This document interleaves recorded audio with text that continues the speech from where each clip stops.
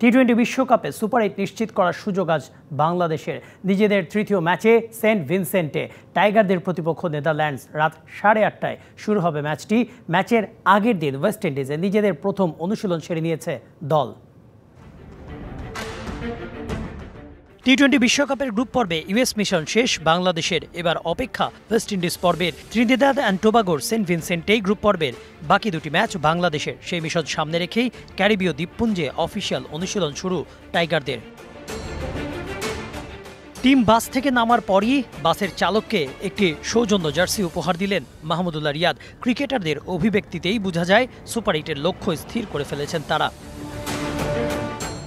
প্রথম ম্যাচে শ্রীলঙ্কার বিপক্ষে জয় পেলেও দ্বিতীয় ম্যাচে নাসাউ কাউন্টির ট্রিকি উইকেটে সাউথ আফ্রিকার বিপক্ষে হারতে হয়েছে। তবে নেদারল্যান্ডস ও নেপাল ম্যাচের আগে বাড়তি চাপ নিতে চায় না দল। নগদে 500 টাকা বা তার বেশি পেমেন্টে পেতে পারেন ঢাকায় জমিসহ 20 কোটি টাকার পুরস্কার। তবে কথা থেকেই যায় টপ অর্ডারদের ধারাবাহিকতা নিয়ে।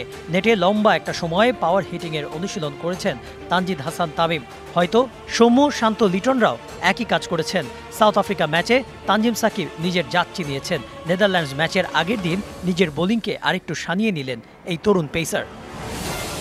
প্রথম দুই ম্যাচে বাজে পারফরমেন্সের পর দলের সবচেয়ে অভিজ্ঞ তারকা সাকিব আল হাসানকে নিয়ে কম কথা হচ্ছে না। অনেকে তার শেষও দেখে ফেলেছেন। টি-20 অলরাউন্ডারের র্যাঙ্কিংয়ে অবনতিও হয়েছে এদিন। তবে বিশ্বকাপ মিশনের অনেকটাই বাকি। তাই পরের ম্যাচগুলোতে সাকিবের পারফরমেন্স দেখতে মুখিয়ে সমর্থকরা।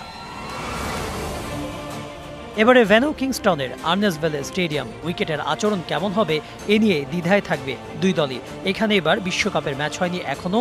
শেষ টি-20 হয়েছিল 11 বছর আগে। Kanak Mahmud, DBC news.